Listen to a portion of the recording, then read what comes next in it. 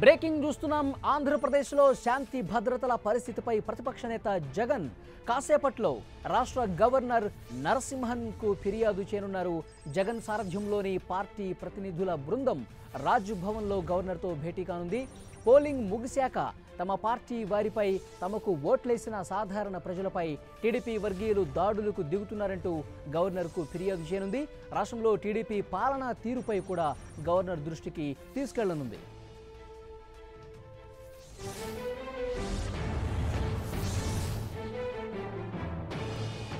ఇదే అంశానికి సంబంధించి పూర్తి డీటెయిల్స్ తెలుసుకునే ప్రయత్నం చేద్దాం. రాజ్భవన్ నుంచి మా ప్రతినిధి కొండల్ లైవ్లో డీటెయిల్స్ అందించడానికి సిద్ధంగా ఉన్నారు. కొండల్, వైఎస్ జగన్ బృందం మరి కాసేపట్లో గవర్నర్ నరసింహన్ను కలవబోతున్నారు. ఏ అంశాలు గవర్నర్ దృష్టికి తీసుకెళ్లబోతున్నారు? పూర్తి డీటెయిల్స్ ఇవ్వండి కొండల్.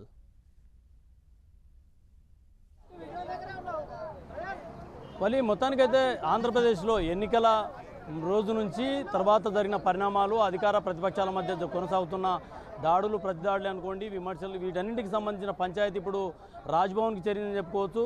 మరి కొద్ది క్షణాల్లో జగన్ రాజ్భవన్కు రాబోతున్నారు. ప్రస్తుతం మనం రాజ్భవన్ దగ్గర ఉన్నాం. నరసింహన్తో జగన్ భేటీ కాబోతున్నారు. ముఖ్యంగా రాష్ట్రంలో కొనసాగుతున్న ఏదైతే అసెంబ్లీ ఎన్నికల రోజు కొనసాగిన చెలరేగిన హింసే అనుకోండి, దాని తర్వాత కొనసాగుతున్న దాడులే అనుకోండి, ఇవన్నీ కూడా టీడీపీ ఏకపక్షంగా దాడులు చేస్తుంది.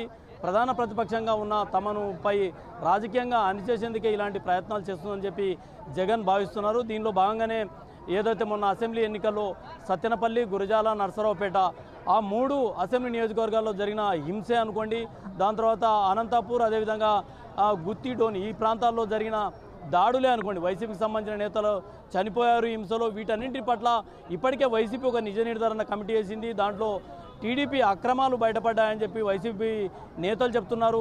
ఈ కమిటీకి సంబంధించిన రిపోర్ట్ కూడా ఇప్పటికే పార్టీకి చేరింది. కాబట్టి గవర్నర్ నరసింహన్కు ఈ సంబంధించిన తాము ఏదైతే సేకరించిన సమాచారం కూడా గవర్నర్ నరసింహన్కు జగన్ అందజేయబోతున్నారు.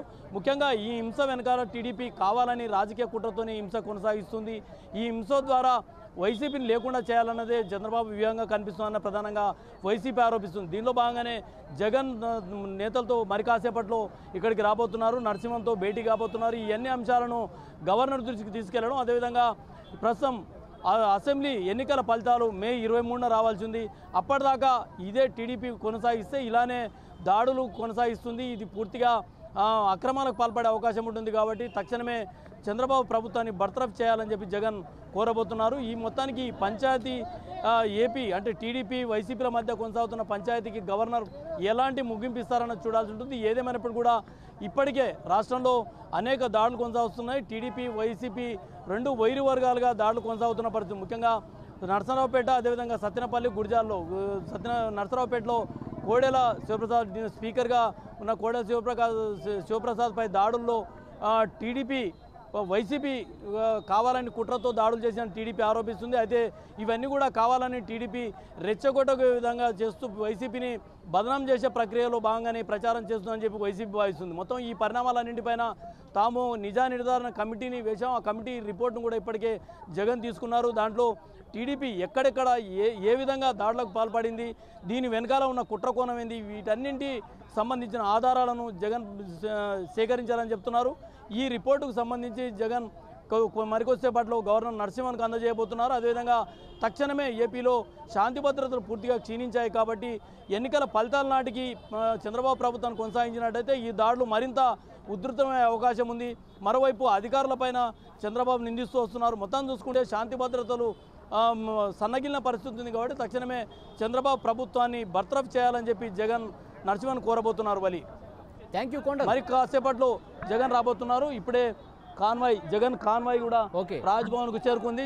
జగన్ లోపలికి వెళ్తున్నారు. జగన్తో పాటు వైసీపీకి సంబంధించిన నేతలందరూ కూడా లోపలికి వెళ్తున్నారు. జగన్ ఇప్పుడే గవర్నర్తో భేటీ అయ్యేందుకు రాజ్భవన్లోకి వెళ్ళారు. మరి కాసేపట్లో రాజ్భవన్లో గవర్నర్తో భేటీ కాబోతున్నారు. ఈ మొత్తం అంశాలపైన, ఏపీకి సంబంధించిన ప్రస్తుతం రాష్ట్రంలో నెలకొన్న పరిణామాలపైన, శాంతి భద్రతపైన జగన్ గవర్నర్కు ఫిర్యాదు చేయబోతున్నారు. గవర్నర్ దీనిపై ఎలా స్పందిస్తారన్నది చూడాల్సి ఉంటుంది. బలి రైట్, థ్యాంక్ యూ కొండల్. మరింత సమాచారం కోసం మళ్ళీ మిమ్మల్ని కాంటాక్ట్ చేస్తాం. Thank you.